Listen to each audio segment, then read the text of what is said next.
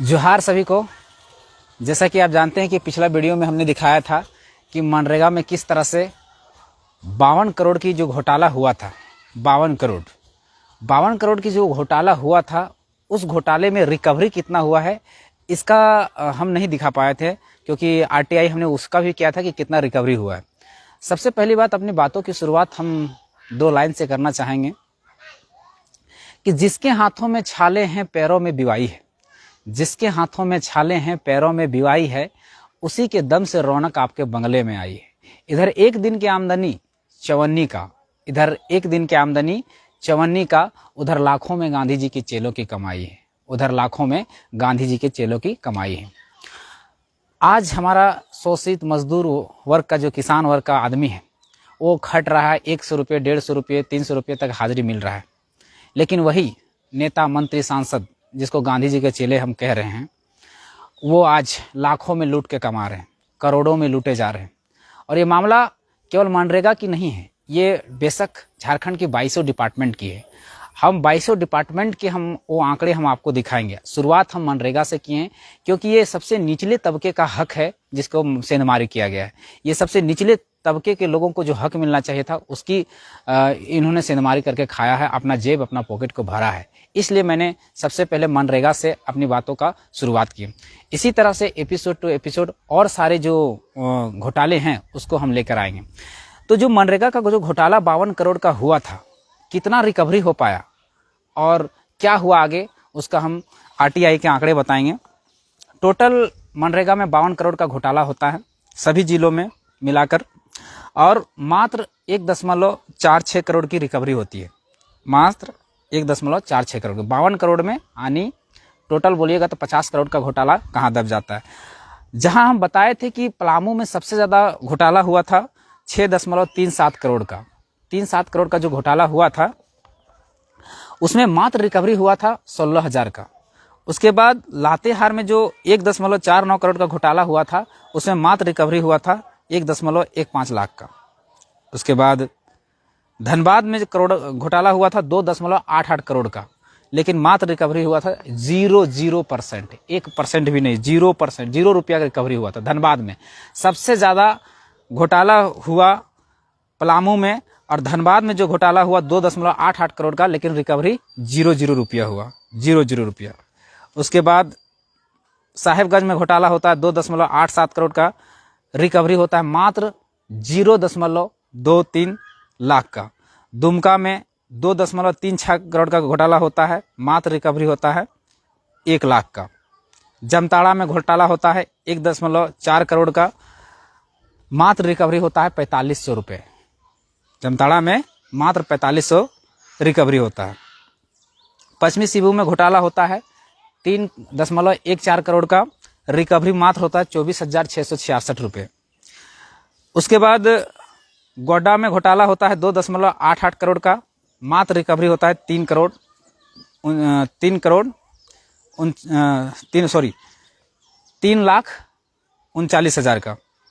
और बोकारो में घोटाला होता है 1.28 करोड़ का, रिकवरी होता है मात्र 1 लाख का। उसके बाद रांची में घोटाला होता है 2.17 करोड़ का, रिकवरी मात्र होता है 9,65,000। देवघर में घोटाला होता है 1 करोड़ का, सुनिएगा, देवघर में घोटाला होता है 1 करोड़ का, और रिकवरी मात्र होता है 400 रुपये। समझने वाली बात है, रिकवरी मात्र होता है 400 रुपये।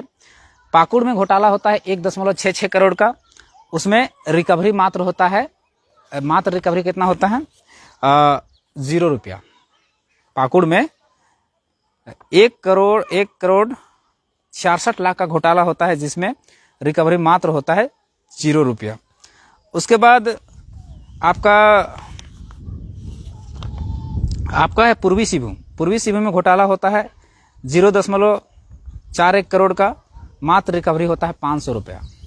उसके बाद कोडरमा में घोटाला होता है करीब 0.60 करोड़ का, और रिकवरी होता है 50 रुपये। सबसे हास्यास्पद स्थिति कोडरमा का। उसके बाद आपका सरायकेला खरसावां में घोटाला होता है 0.53 करोड़ का, रिकवरी होता है 7,756 रुपये का। इस तरह के पूरा लिस्ट है, पूरा जिले के लिस्ट है। मतलब जितना घोटाला हुआ उसमें कहीं 0 रुपया रिकवर होता है, कहीं 5,000 रिकवरी होता है, कहीं 400 रुपया होता है, कहीं 500 रुपया होता है। इस तरह से हम सवाल इसलिए ये रिकवरी वाली बात कर रहे हैं क्योंकि हमने कल दिन सवाल उठाया था, पार्ट 1 की वीडियो में हमने सवाल उठाया था कि ईडी और एंटी करप्शन ब्यूरो भी है, अछूता नहीं है इस करप्शन में, वो भी कहीं ना कहीं संलिप्त है।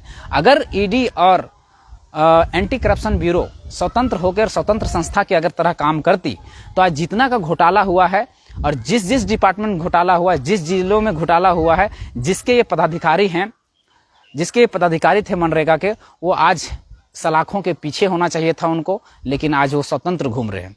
सभी जिलों में 24 जिलों में घोटाला हुआ है। 24 जिलों के अधिकारी को इसको दंडित किया जाना चाहिए था।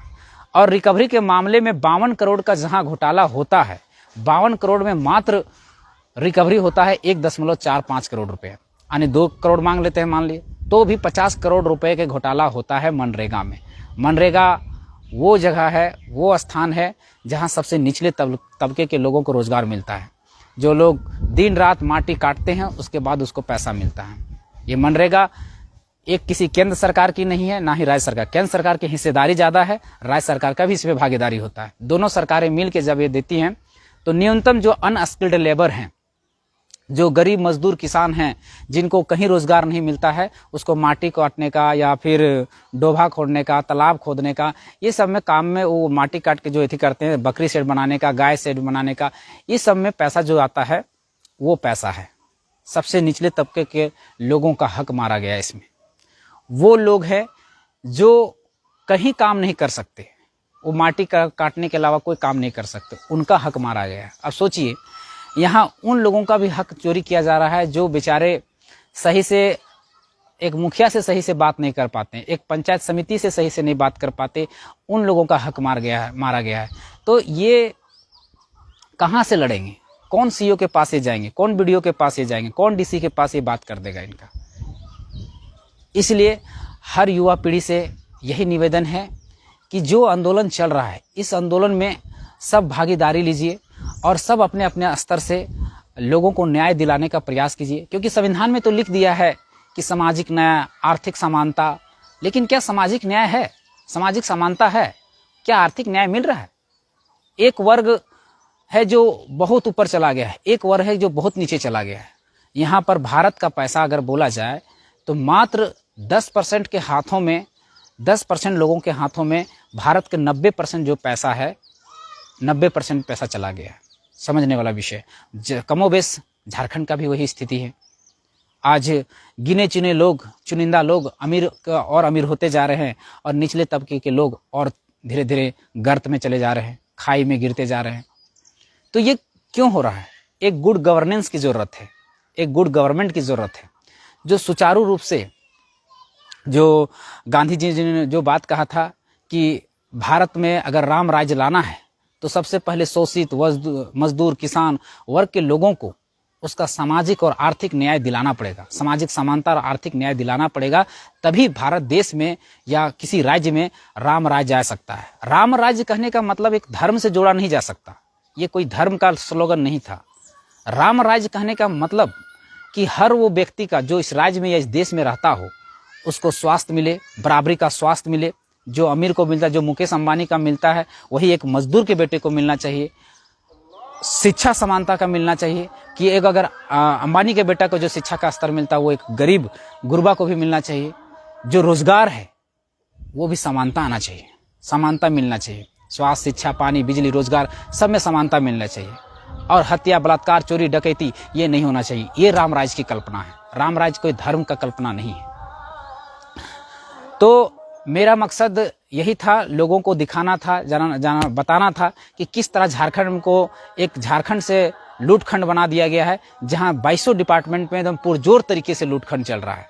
और ये ज्यादातर बाहरी अफसरों का काम है, क्योंकि आज भी जितने पद हैं, चाहे सचिवालय हो, चाहे नेपाल हाउस हो, चाहे जितने बड़े बड़े पोस्ट हैं, सब में वही बाहरी लोग भरे पड़े हैं। और बाहरी लोग भरे पड़े के कारण, क्योंकि एक कहावत भी है कि कभी भी विदेश से पैदा हुआ बच्चा कभी भी उस राज्य के हित या उस देश का हित नहीं सोच सकता। उसी तरह है कि जब तक हमारे लोग उस सिस्टम में नहीं बैठेंगे, चाहे नेता हो, मंत्री हो, जो बाहर के सांसद है, जो बाहरी विधायक है, वो हमेशा कभी इस राज्य की कल्पना, इस राज्य का विकास के बारे में नहीं सोच सकते। उसके दिमाग में चीज़ें आ ही नहीं सकती। हाँ, कमाएंगे यहाँ, इन्वेस्ट करेंगे अपना, जहाँ गृह नगर होगा, जो गृह राज्य होगा, वहाँ जाके इन्वेस्ट करेंगे। केवल यहाँ लूटने के लिए आते हैं। लेकिन झारखंडी एक ऐसा है कि किसी राज्य में जाता है तो कभी उसको एक नहीं रहा है कि हम लूट के, और लूटने के बाद यहाँ पर हम लोग वहाँ की संस्कृति में, वहाँ की भाषा में